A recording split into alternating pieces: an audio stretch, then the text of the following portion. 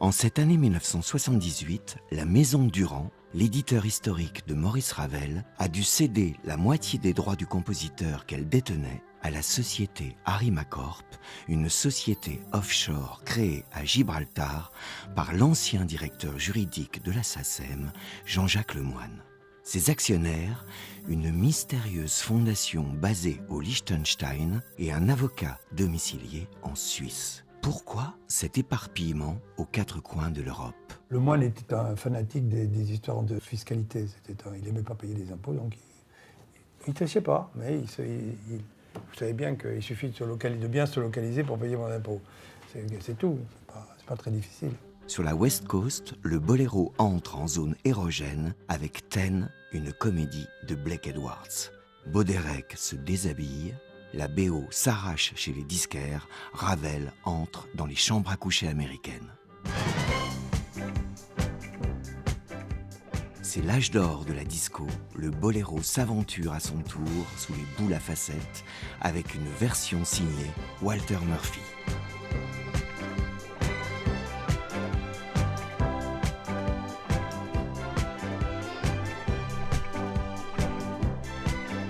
« 1981. Au bas des partitions du boléro, une nouvelle société vient de faire son apparition. Kenton Financial Corp. Où est-elle domiciliée? À Panama. Qui sont ces nouveaux dirigeants? Des prête-noms ayant à eux trois administré des milliers d'entreprises. Pourquoi la SACEM a-t-elle accepté de reverser les droits de Maurice Ravel à des sociétés basées dans des paradis fiscaux? C'était une entorse, mais je me pense que ce qu'on peut dire, c'est qu'il fallait mieux accepter que pour la SACEM perdre absolument tous les droits de Ravel. Parce que c'était des sommes considérables. À Paris, pour son nouveau film « Les uns et les autres », Claude Lelouch voit grand. Il s'offre la Tour Eiffel, le gratin du cinéma français et international, Maurice Béjart et le boléro. À l'époque, quand j'en ai parlé aux ayants droit, eux, ils viennent en me disant « le boléro va vous apporter beaucoup de choses ». Ils avaient raison. Ils nous ont fait payer le prix. C'était pas donné, hein. On était vraiment dans une histoire de chiffres, quoi.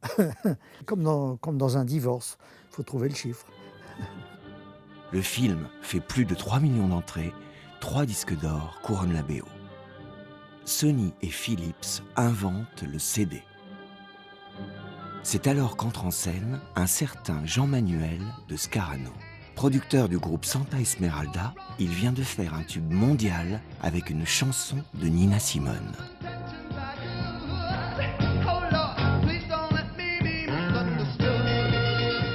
25 disques d'or et 42 de platine.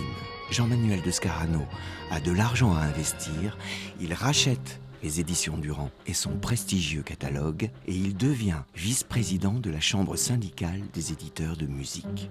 Il s'y révèle un habile lobbyiste. C'est une personne qui a beaucoup œuvré pour les éditeurs, oui, et aussi pour sa maison d'édition. Scarano s'inquiète. Il ne reste plus qu'une dizaine d'années avant que le boléro entre dans le domaine public et que la source miraculeuse ne se tarisse. Jacques Lang, le ministre de la Culture, prépare une loi sur le droit d'auteur. Cette loi de 1985 avait un objet plus général de protection des droits des auteurs, des producteurs, de l'ensemble de ceux qui contribuent à la naissance et à la diffusion d'une œuvre de l'esprit. L'entreprise est vaste et ambitieuse. Scarano y voit une opportunité inespérée pour défendre ses intérêts. Ceux qui ont les plus fortes raisons économiques, ce sont les experts extérieurs au Parlement et extérieurs au Sénat. Ce sont les lobbyistes, les représentants des maisons d'édition, les représentants de la SACEM, de la SACD. Ce sont ces gens-là qui finalement ont la main sur l'avancée des textes législatifs. Quand on vient avec une question sur la propriété littéraire artistique, c'est un problème technique, et un problème technique, on n'y connaît rien, donc on se réfère aux gens qui viennent propager la bonne parole. Les gens qui viennent propager la bonne parole, c'est en l'occurrence les grosses sociétés de gestion des droits, la SACEM, etc., qui viennent expliquer, parce que c'est vrai que c'est en partie leur métier, comment ça marche le droit d'auteur, comment vivent les musiciens, tatati tatata. lors des auditions devant les deux chambres, Jean-Manuel de Scarano, le nouvel éditeur de Ravel, dresse un tableau sombre. Une concurrence internationale sévère et des investissements lourds. Graver des planches à musique serait devenu hors de portée.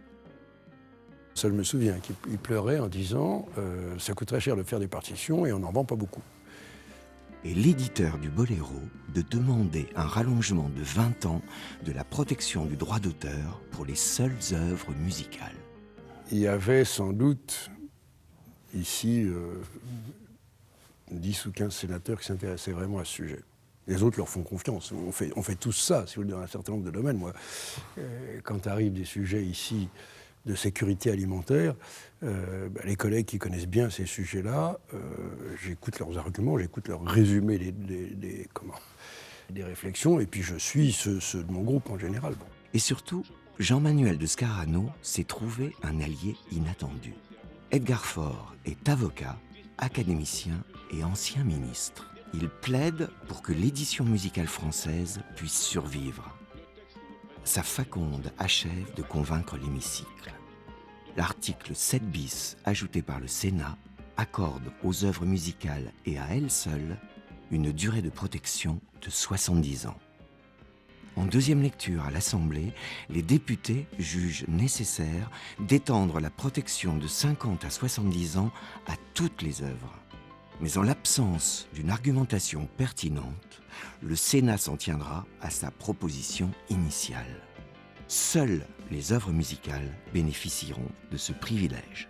On se disait, on y est arrivé, on a un accord presque complet entre l'Assemblée et le Sénat sur l'ensemble des choses qui étaient les motivations de faire ce texte.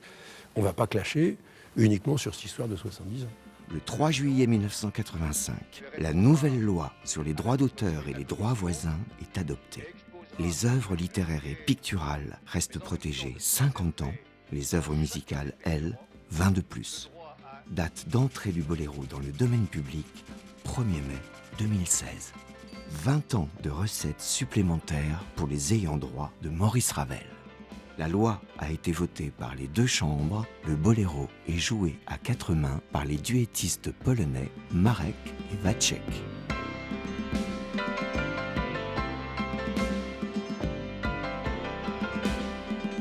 Mais au fait, Proust et Picasso avaient-ils moins de valeur que Ravel ?